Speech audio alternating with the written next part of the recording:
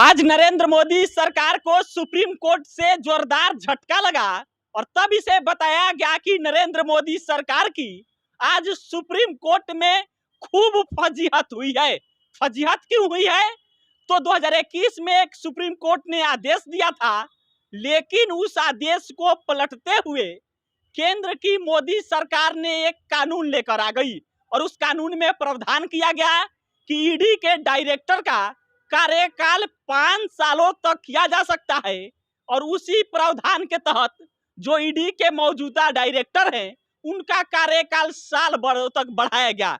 और फिर इसके बाद याचिका हुआ सुप्रीम कोर्ट में कि यह अवैध है, यह मनमाना तरीका है। सुप्रीम कोर्ट के आदेश के बावजूद भी केंद्र सरकार आदेश लेकर आ गई और सुप्रीम कोर्ट के आदेश को पलटते हुए ईडी के डायरेक्टर का कार्यकाल बढ़ा दी।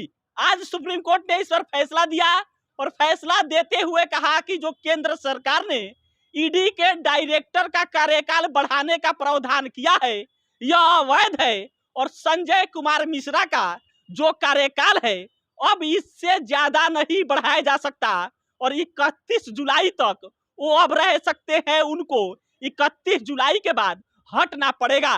पूरी खबर हम आपको बताएंगे कि आखिर सुप्रीम कोर्ट का आदेश क्या था जो 2021 में आया था और फिर इसके बाद आखिर केंद्र की मोदी सरकार ने कानून लाकर इसे कैसे पलट दिया और किस प्रकार से ईडी के जो डायरेक्टर है उनका कार्यकाल बढ़ाने का प्रावधान किया गया।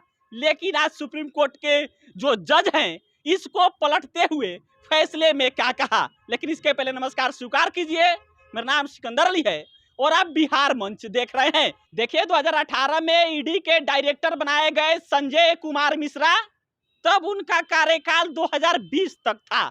लेकिन 2020 में कार्यकाल कंप्लीट होने से पहले ही केंद्र की मोदी सरकार ने 1 सालों के लिए उनका कार्यकाल और बढ़ा दिया और जब कार्यकाल बढ़ाया गया तब एनजीओ कामन काज ने इसे सुप्रीम कोर्ट में चुनौती दे दिया और चुनौती के बाद से 8 सितंबर 2021 को सुप्रीम कोर्ट ने इसमें कहा कि देखिए अब जो ये कार्यकाल बढ़ाया गया है वो 18 नवंबर तक चलेगा और इसीलिए अब इसमें कोई दखलंदाजी नहीं दिया जाना चाहिए, ये कार्यकाल कंप्लीट हो जाना चाहिए।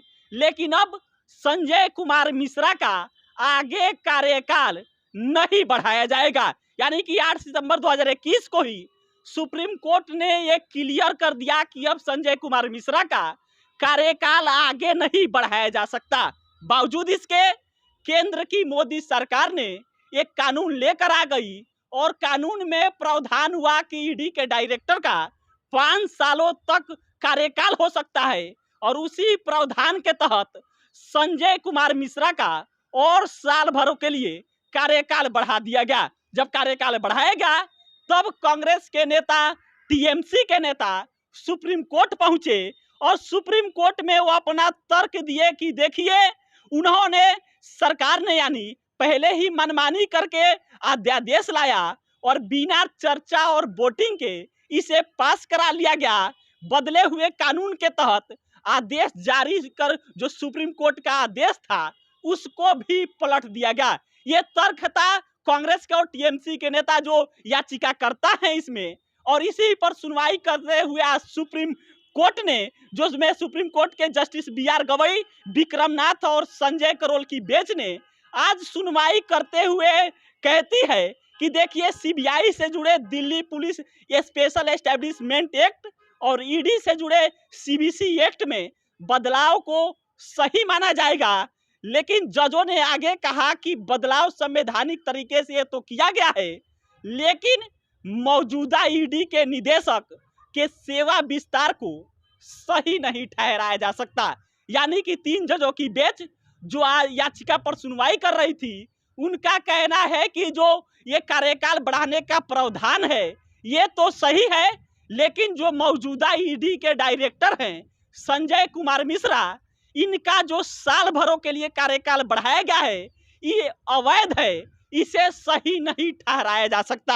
आगे सुप्रीम कोर्ट ने कहा कि सीबीआई और ईडी के निदेशक की नियुक्ति एक कमेटी के जरिए की जाती है, उन्हें सेवा विस्तार देने का फैसला देते समय भी वैसे ही प्रक्रिया अपनाई जाए। यानी कि सुप्रीम कोर्ट का स्टैंड साफ था कि जिस प्रकार से सीबीआई और ईडी का जो नियुक्ति का प्रोसीजर होता है एक कमेटी के जरिए होता है, उसी प्रकार से जब इन लोगों का कार्यकाल बढ़ाया जाए तब एक कमेटी के जरिए ही किया जाए।